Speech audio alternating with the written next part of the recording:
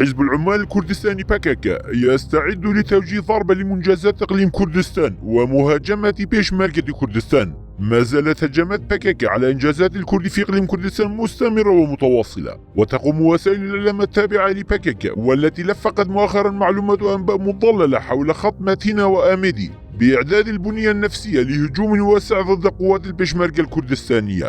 وعلم أنه في الوقت الذي تصعد فيه ميليشيات الحج الشعبي من تهديداتها ضد كردستان وبالأخص حقول غاز كورمور، يستعد باكاكا أيضا لمهاجمة قوات البيشمركة، وفي الوقت الذي تتم فيه مناقشة المشاكل بين أربيل وبغداد وحل حالتها يستعد باكاكا لاتخاذ خطوات لتعزيز كل من النظام الشيعي العراقي والدولة الإيرانية. الباكاكا والذي انضم لجبهة العراق وإيران ضد حكومة إقليم كردستان يستعد لمهاجمة قوات البيشمركة في 4 نقاط على وجه الخصوص، وبدأ بتلفيق الأكاذيب وصناعتها لإثارة الرأي العام وتبرير هجماته. ولهذا السبب وخاصة في الآونة الأخيرة أصبح يلفق أخبارا مزيفة كاذبة على وسائل الإعلام الخاصة به. وعرف أنه من أجل تشكيل مركز قرار لإطلاق هجمات على قوات البيشمركة كلف باكاكا جميع وسائل الإعلام التابعة له بتمهيد الطريق وتهيئته للهجوم من خلال التلفيق ونشر الأخبار الكاذبة والمضللة ضد الحزب الديمقراطي الكردستاني وقوات البيشمركة الكردستانية. وعلى وجه الخصوص تم توظيف مركز استخبارات باكاكا نالبا في كل من السليمانية ومقمور وقامشلو لهذا الأمر. المؤسسة الاستخباراتية التابعة للباكاكا والمعروفة باسم مركز البحوث السياسية هي منظمة تعمل مباشرة بقيادة الرئيس المشارك لمنظومة كاجاكا جميل بايك. لدى هذه المنظمة أيضا موقع إلكتروني يسمى ليكولين. هذا الموقع عبارة عن مؤسسة مهمتها صناعة الأخبار الكاذبة والمزيفة لوسائل الإعلام الباكاكا. وفي الآونة الأخيرة أيضا قاموا بفتح حسابات على وسائل التواصل الاجتماعي روجافا مخمور، روجافا باشور، روجافا روشافا إلى آخره، ونشروا أخبار كاذبة هناك. يعمل كسر بولدان وبعض الأشخاص الآخرين الذين يعملون في إعلام الباكاكا أيضا يعملون في نالبا.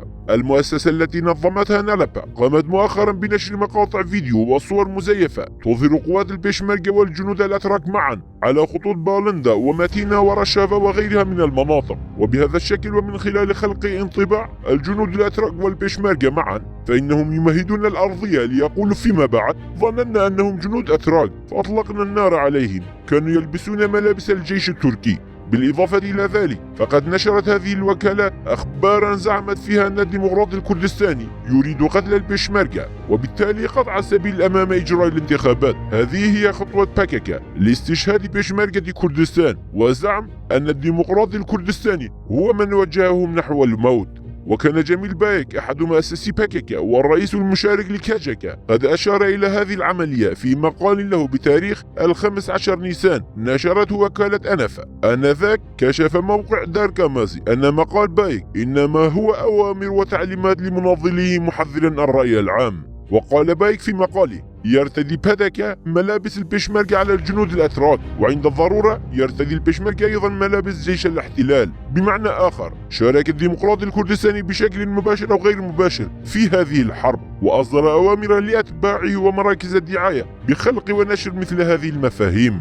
والحق أن هجمات باكاكا ضد قوات البيشمركة الكردستانية ليست جديدة، ويخوض باكاكا منذ عام 19 حربا نفسية وإعلامية شرسة إلى جانب حرب مسلحة عنيفة ضد قوات البيشمركة. واستشهد 13 من كوكبة بيشمركة كردستان على يد جلاد الباكاكا منذ عام 19، وكان أحدهم غازي صالح آل خان مدير أمن معبر سرزير الحدودي الذي اغتيل أمام أعين أطفاله. وبسبب استياء الشعب نفذ باكاكا معظم هجماته بطرق سرية، لكنه لم يتوقف قط عند العديد من القضايا كزرع الألغام في المنطقة. والآن يشعر باكاكا بقلق شديد بشأن المصالحة بين أربيل وبغداد والبحث عن وحدة الجبهة الكردية فيما يتعلق بانتخابات برلمان كردستان إلى آخره. ولهذا السبب فإنه يرسل بالفعل رسالة إلى الجبهة المناهضة لأربيل مفادها: لا تتنازلوا، سنهاجمهم لنردعهم. نعم، سيصعد باكاكا من هجماته لتشجيع أعداء أربيل وتقويتهم وإجبار أربيل على الاستسلام لبغداد والحشد الشعبي. ومن المتوقع